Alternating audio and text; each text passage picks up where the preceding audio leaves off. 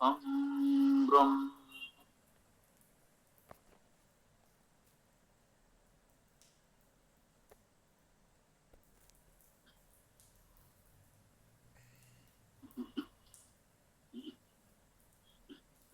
ओम सामवेद अध्याय 1। स्वामी जी नमस्ते। सभी को नमस्ते।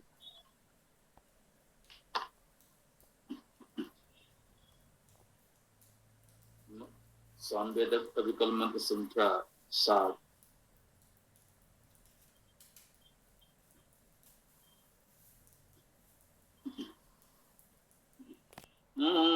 अयम अग्नि सुवीर्यस्य ईसे ही सौभगस्य। ओम अयम अग्नि सुवीर्यस्य ईसे ही सौभगस्य। रायः ईसे स्वपत्यस्य गोमतः ईसे वृत्पतानाम। ये अयम यह अग्नि अग्नि प्रथमा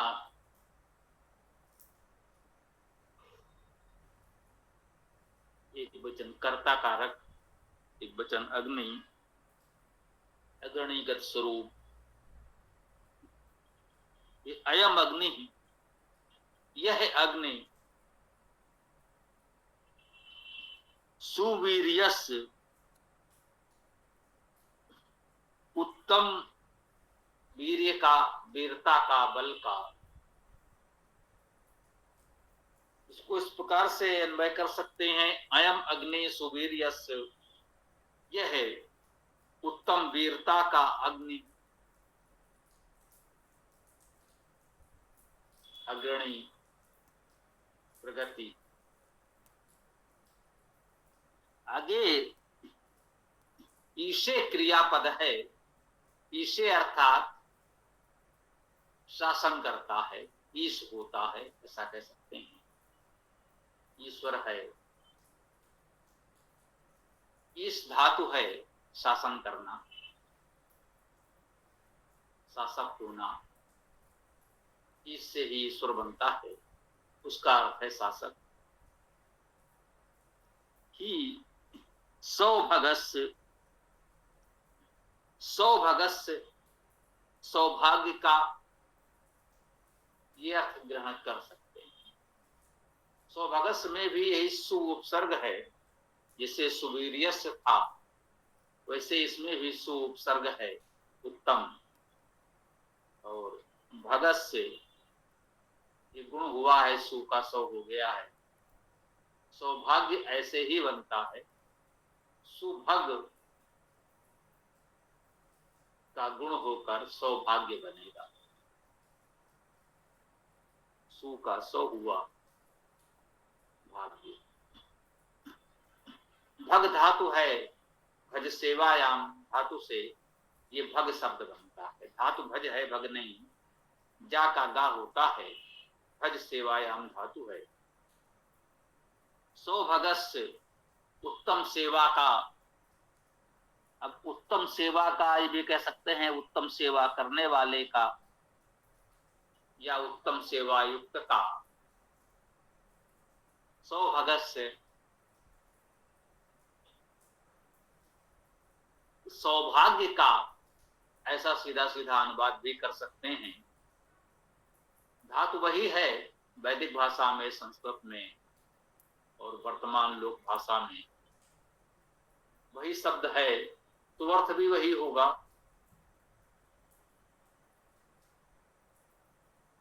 तो अयम अग्नि यह अग्नि सुवीर का, उत्तम वीरता का और सौभाग्य का ही इसे शासन करता है। यह अग्नि उत्तम वीरता का, सौभाग्य का, उत्तम सेवा का शासन करने वाला है। राजा है इसे स्वपत्य, राजा ये राजा का अर्थ भी हम लोग गत प्रगति से ही ग्रहण करते हैं। यार तो पराठा लेगी देख ज्यादा रहेंगे। ध्यान रखा करे जरा, एडमिन भी जो पोस्ट है वो भी ध्यान रखें।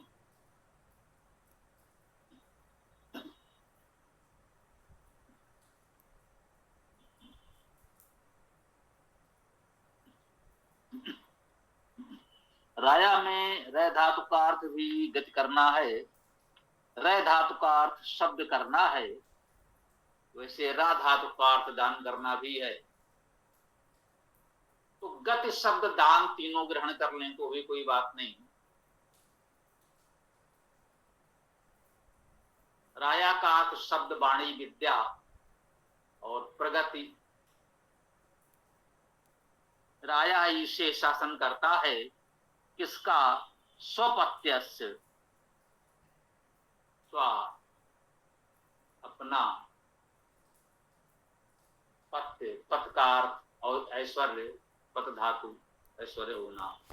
स्वपत्यस्य अपने ऐश्वर्य का शासन करता है। इसमें भी सु अपत्यस्य ऐसा अर्थ भी कर सकते हैं, स्वपत्यस्य सु अपत्यस्य। सु उपसर्ग का अर्थ उत्तम, अच्छा, सुंदर, जैसा पहले लिया हम लोगों ने। सुवीर्यस्य सौभगस्य, उसी प्रकार से उसी क्रम से देखें तो यहां भी ये सु उपसर्ग मानकर सु अपत्यस्य, उत्तम अपत्य का। अब उत्तम अपत्य का कहेंगे तो अप धातु का अर्थ पालन करना है। अपत्य का अर्थ जो हमारा पालनी है, पाल्य है, संरक्षित है, जिसके हम संरक्षक, वो कहा जाएगा स्व अपत्यस्य, स्वपत्यस्य सु अपत्यस्य। जो उत्तम पालनी है, संरक्षित हैं, उनका शासन करता है। राया शब्द वाणी गतिशीलता हमारी, वो हमारे अपत्य का, उत्तम अपत्य का शासन करता है। और गोमता ईते वृत्तता नाम, जो गोमता, गो धातु का अर्थ भी शब्द करना है।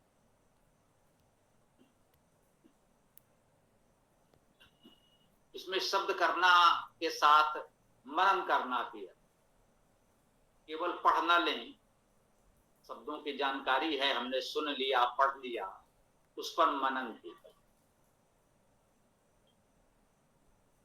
तो गोमता, जो गो युक्त हैं, शब्दशील हैं, मननशील हैं, वे इसे शासन करता है। व्रतहता नाम, व्रत के हंताओं का। यहां पर ये ता का था, ये वैदिक प्रयोग है। व्रत हता नाम हो सकता था, जो व्रत का हनन करने वाले हैं। ता का था है, वैदिक प्रयोग है। इसी को हम लोग कहते हैं कि वेद में बहुलता है, तरलता है, बहुत कठोरता नहीं है। ता का था हो गया, अर्थ वही है, ठीक है, चलेगा। बोलचाल की भाषा में ऐसा होता, कोई भी भाषा हो संसार की, जब हम व्यवहार में बोलते हैं तो इतने छोटे मोटे परिवर्तन बोलचाल में हो जाते हैं। तो सामान्य बोलचाल की भाषा है वो ऐसी ही होती है, बहुत ज्यादा बधी हुई नहीं। वो तो जब बहुत बड़े बड़े विद्वान एक लगभग कृत्रिम सी भाषा बैठकर लिखेंगे, एक एक वर्ण, अक्षर, स्वर, व्यंजन, नियम, उपनियम देख करके कि भाई ये ऐसे ऐसे होना चाहिए, तो ऐसा नहीं है। जो सहज स्वाभाविक काव्य है, वो सहज स्वाभाविक भाषा में होता है, तो उसमें इतनी तरलता, सरलता, उदारता होती है। व्रतहता नाम, व्रत का हनन करने वाले, और व्रत का अर्थ हिंसा करना भी है। व्रतहता नाम का अर्थ है हिंसा का हनन करने वाले। जो हिंसा का हनन करने वाले हैं, जहां भी हिंसा हो उसका हनन कर दें। हमारे भीतर हिंसा की भावना हो तो उसका हनन कर दें। मुख्य अर्थ, आध्यात्मिक अर्थ तो यही है कि हम अपने भीतर की हिंसा भावना का हनन कर दें,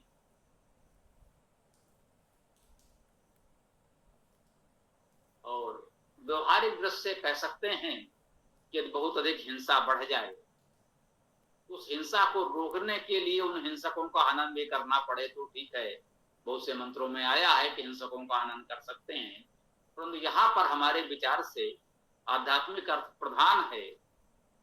वृद्धता नाम का भाव यही ग्रहण करना चाहिए कि जो अपने भीतर की हिंसा भावना का हनन करने वाले हैं, उनका गोमतहाई से शब्दशील, विद्यावान, विद्वान, विचारशील लोग शासन करते हैं, उनका अनुशासन करेंगे।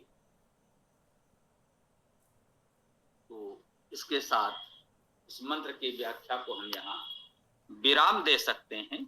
आगे हम लोग और जो भी प्रश्न उत्तर विचार है कर सकते हैं। ओम